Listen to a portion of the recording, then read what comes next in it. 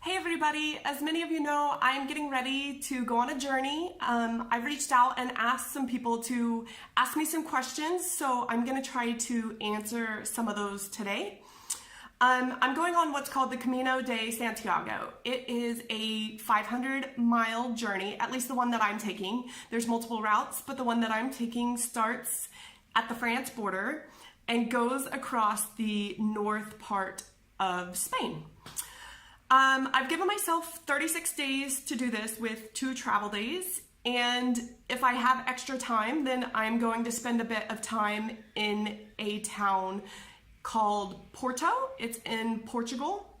I'll be walking anywhere from 15 to 18 miles a day, which I'm a little bit nervous about for that length of time, but you know, it is what it is, and that's the time that I have. So I weighed my backpack today and it weighs 15 pounds. And I get to carry it the entire way. And in order to prepare for this, I haven't really been, I've been slacking. I've been walking 2 to 3 hours a week, multiple times with only partial weight in my backpack. So I'm pretty sure the first few days are going to be miserable. Now, I have looked at the weather, and the weather reports over the last week have been rain and cold, which I'm not excited about either of those. So I know I'm gonna get wet, and I know that it's gonna be extremely hard. I've watched a lot of videos and read blogs, and I'm on forums and trying to do all my research. And I know that hundreds of thousands of people walk this pilgrimage every year. And so I'm not really concerned about my safety as far as getting hurt and those kind of things. I think that there will be plenty of people that are going to be able to help me along the way. And another cool thing about that is that if you want company, you can have it, but at the same time, if you want time alone, this journey also presents that opportunity.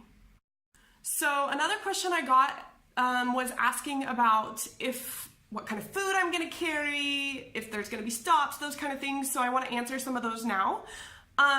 So like I said, it's across the north of Spain, and there's gonna be many small Spanish villages along the way that I can stop at. And the places that I'm gonna be staying in are going to be like shared sleeping quarters, think bunk beds, and communal showers. Yay! And there's also going to be what they call pilgrim meals that I can stop and take part in. And what I've heard is a lot of those include tapas and also wine. So I am so excited about that. Now, I don't speak any Spanish or Portuguese because I do plan on stopping in Portugal at the end of my journey. But I did download some audiobooks to listen to and to help me hopefully speak some Spanish by the end of it, although since I have to write my doctorate, I'm not too hopeful. To give you a little bit of background, I learned about this when I first moved here to Europe from another traveler. And then last year when Matt and we were in Pamplona doing the running of the bulls. During the running of the bulls, we met a guy who was walking the Camino at that time, and he had stopped and stayed in a hotel because he wanted a day of kind of rest from the public places that you choose to stay. Now, the places that I can stay, they're gonna cost me around $10 US, I would say, per day, and I expect my food to run me about the same. So that's what I'm looking at as far as what my costs are. And so when I learned that I didn't have a class to teach this semester, that's when I decided that I was going to give this a shot and try and see what it was about. All right, so now for what I consider the hard question, which is why, right? So a lot of people do this for like religious reasons, spiritual reasons, to lose weight, those kind of things. As many of you know, I'm not religious, so that's not my reason. However, spiritual, fitness, those kind of things are definitely up my alley. I am a person who I always try to better myself, I guess you could say. And I find that I best resolve this by being by myself. And I do it for myself, right? So fortunately, when I met Matt, I met him on one of these journeys or one of these moments, I guess, in my life when I was figuring it out on my own. And so he's really supportive in me doing these, which is great. I'm excited. Now, I don't struggle with what I consider to be depression, or anxiety for that matter, but I do struggle with emotions. Things like grief, guilt, sadness, anger. Anger is probably my biggest one. Disappointment, those kind of things. Fear, probably, I can say is one of them.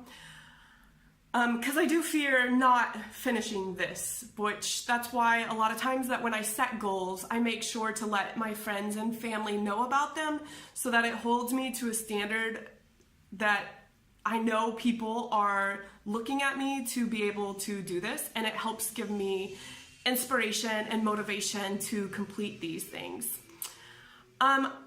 I think another thing is that I question myself a lot, like, am I doing enough? Am I not? Who am I?